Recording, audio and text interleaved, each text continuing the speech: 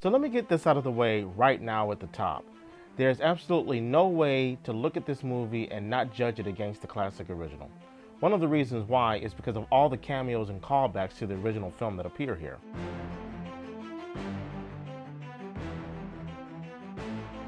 It's just a shame the screenwriters didn't call back to the inventiveness and the humor of the original.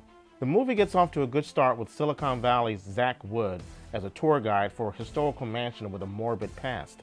After a supernatural encounter where it's implied that his character will be a critical part of the story, yet we never hear from him afterwards. We get the first of many callbacks to the original film. It's a moment you've already seen in trailers, where Kristen Wiig gets slimed by a ghost. The original scene, which this is copying, was done much better, partially because it was a bit more subtle, maybe. But in today's world of remakes and reboots, bigger is better, and CGI Flash is intended to disguise flawed scripts and characters. A lot of that occurs here. Being a fan of the original, I was skeptical of a reboot, especially one whose central gimmick was an all-female cast. But in general, the fact that all the Ghostbusters are now women didn't feel forced or motivated at all out of political correctness. I completely bought it. Problem is, I didn't buy a lot of the humor. Melissa McCarthy and Kristen Wiig are funny, but they're one note. Wiig plays pretty much the same character from Bridesmaids. Melissa McCarthy plays, well, Melissa McCarthy. Kate McKinnon? I'm not sure what she was playing. I found her to be the most annoying of the bunch. 90% of her lines sounded ad-libbed, not in a good way. And she plays it way over the top. She's like the Kramer of the four with less depth or charm. She has a moment during the climax of the film where she turns into a badass. And if I gave more of a shit about her character, I would have been on my feet cheering for her. Chris Hemsworth plays Kevin, the impossibly stupid secretary.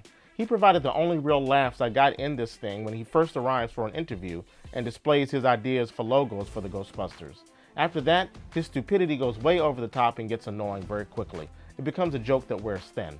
But the worst is a character whose name I don't even remember, and I didn't even recognize the actor. He wasn't even worth the effort to IMDb. The character plays the janitor of a luxury hotel building, a callback to Dana Barrett's High Rise. This guy appears out of nowhere with a chip on his shoulder and a fancy vocabulary, and absolutely no motivation. Far as I recall, he was just mad at being bullied as a kid.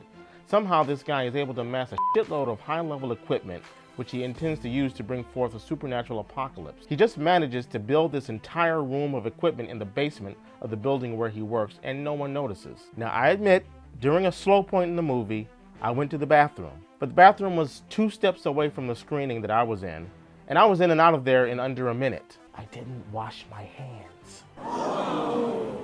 So I don't think I missed that much. What I'm trying to say is, I'm pretty sure, without any spoilers, I just gave you the complete story of the main antagonist of this film. At first I thought this character was playing the Rick Moranis character from the original. But even that character that Rick Moranis played made more sense than this, was more entertaining than this, and Rick had far less screen time. Now getting back to the cameos and callbacks.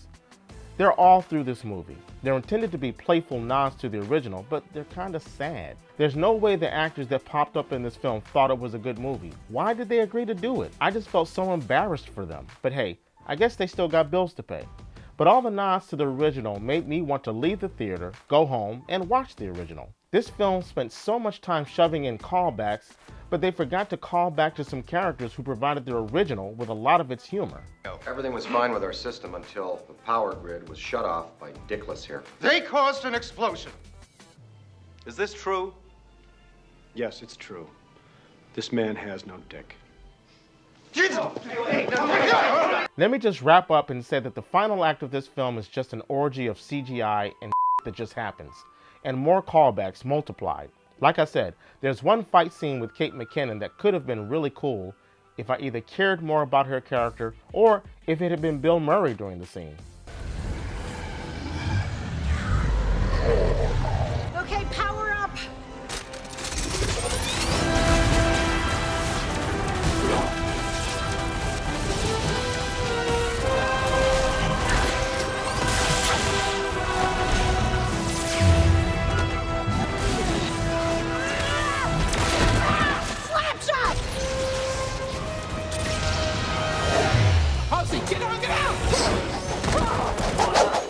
But now to address the elephant in the room. Leslie Jones. She is kind of funny. and I think you know where I'm going with this. 3 Caucasoid women who are brilliant scientists. 1 African American woman who is a transit worker. Not that there's anything wrong with that. No, of course not. Caucasoid women know about quantum physics, mechanics, and engineering. African American contribution is that she knows some New York City history and provides a Cadillac hearse. African American woman makes a pretty obvious suggestion, and Caucasoid woman calls her a genius. Not sure if that's bigotry of low expectations or pandering. Guess the writers felt that the Caucasoid woman had to call the African American woman a genius, rather than showing the African American woman behaving like a genius. I'm just saying. I give this 2 reels. Well, wait. I did laugh out loud once. And I liked the 1 Kate McKinnon scene. And they did have some cool gadgets in addition to the proton packs.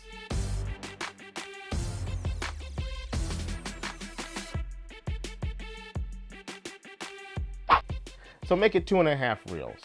Wait a minute. Leslie Jones plays a transit worker with a Cadillac. Yeah, go and knock that back down to 2. And that's the martini. And if you like what you see, please subscribe.